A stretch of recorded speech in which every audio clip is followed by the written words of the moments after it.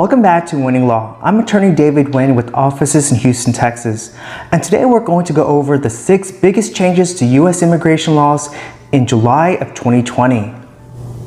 The first major change is with international students. So on July 6th, Immigration and Customs Enforcement, or otherwise ICE, they released a memo saying that foreign students that are unable to take in-person classes at their universities will not be able to maintain status.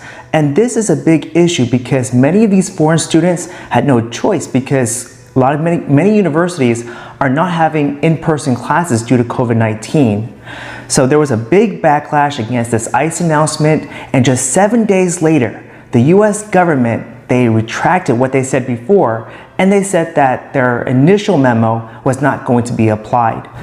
Now, the second biggest change to U.S. immigration laws involves dreamers. Dreamers are individuals that are under the Deferred Action for Childhood Arrivals program, otherwise known as Daca. Under this program, if a child enters the U.S., a lot of times not by their own volition or control because they're so young, they enter before they turn 16, they go to high school, or they're getting their GED, or they have a GED, and they maintain a clean criminal record, they're able to apply for Daca. Daca does not give them immigration status. Instead, what it does is that it protects them from being placed in deportation proceedings, and also it gives them the right to work in the U.S. for 2 years at a time. Daca is renewable, meaning that when you apply and you qualify for Daca, you can continuously renew it. Now, the Trump administration earlier on, a few years ago, tried to end the program. And when they tried to do this, a lot of groups sued the federal government. So on July 17, a federal court ruled that the Trump administration cannot arbitrarily just end the program.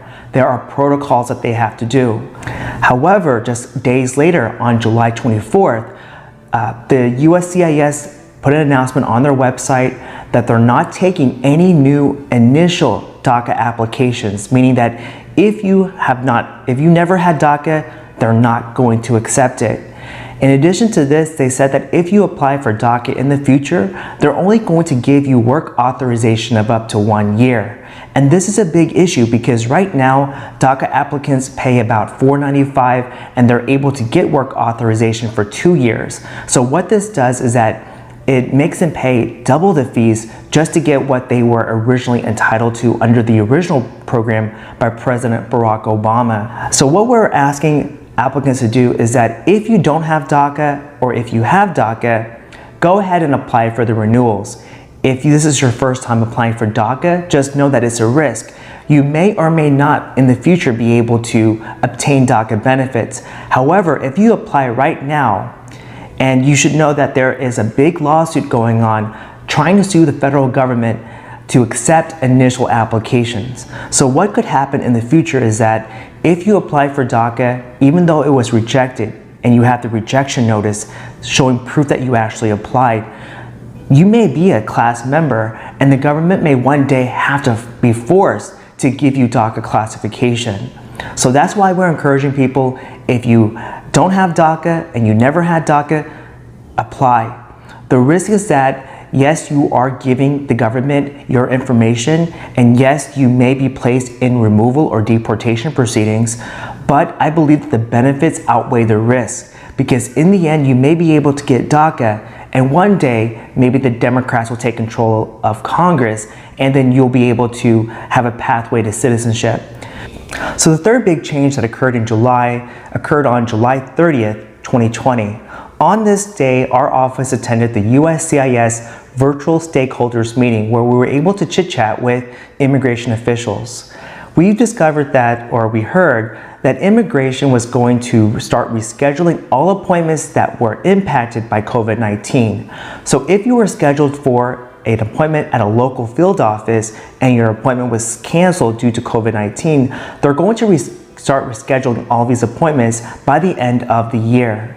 Another thing to note is that during this call, we discovered that immigration is going to start implementing a pilot program for virtual meetings. And this is very interesting because it will allow attorneys and clients to be in the same room with their interpreters and be able to speak with immigration virtually without having to go to the office. And hopefully this will speed up all of the delays that are occurring because of a lack of an interview. So the fourth big change to U.S. immigration laws is related to the fees for applications. So today, immigration released a Federal Register that they're planning on releasing on August 2nd or August 3rd that takes effect in October 2nd. Now, with the proposed changes, you can expect that if you're trying to send out an application with immigration, most likely it's going to increase by a little or a lot. It depends on what you're filing. So if you're trying to file, let's say, a marriage-based petition in the US, the fees really didn't increase that much. However, if you're trying to apply for asylum, now the government has said instead of being free, it's going to charge you $50. Also, if you're trying to apply for naturalization, instead of $725, which is right now the cost for the naturalization application and biometrics, it has increased by 80-something%. So it's 1,000-something now. So just note that if you're trying to apply for naturalization, maybe apply before October because the fees are going to be less now if you apply versus later on. So the fifth major change to U.S. immigration laws in July is changes to the new public charge rule. So if you've been following our channel, you know that in February 24th, 2020, just a couple months ago, the Trump administration required that if you're filing for an initial green card application, that you submit proof that you're not going to become a public charge or dependent on government benefits. What this means is that if you're in the US trying to apply for a green card, you have to submit the new form I-944, and if you're overseas and you're trying to apply for a visa to come to the US, then you have to submit the form DS-5540. Now, before these new public charge rules, it was very easy to apply for a green card.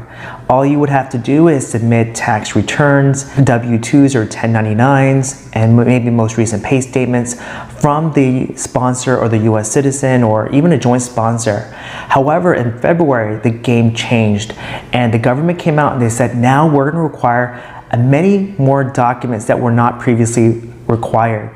These documents include things like your credit report, your credit score, your insurance policy, not just the insurance cards, but the actual policies, educational degrees, educational transcripts, the health insurance. So it's a lot of things that many people did not have readily available, which prevented them from filing for an initial green card case. So if you're at home watching and you're contemplating whether or not you need to apply now or wait till later, now is the time to apply. And the requirements for the public charge are only kept at bay right now because under a federal judge's ruling, the judge said that due to COVID-19 and the national emergency, it's unfair for the federal administration to require people to fill out this form and submit all of these requirements.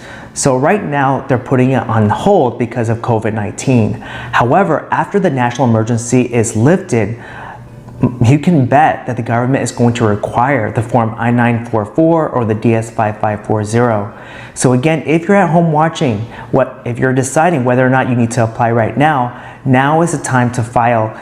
Remember our points 1 through 4 of all the other changes. The government likes to change things on a whim. So you want to make sure that you get in or you submit your green card application right now instead of waiting for the laws to change, because once they change, you're going to have to adhere to those new public charge rules that went out in February. Thank you again for watching Winning Law. I'm attorney David Nguyen, and we hope that you have found this video helpful. If you enjoyed this video, feel free to give it a thumbs up. And if you're not already subscribed, please make sure to subscribe. That way you're alerted to any future updates that we make to this channel. Thanks again for watching Winning Law, and we hope that we have made immigration easier to understand.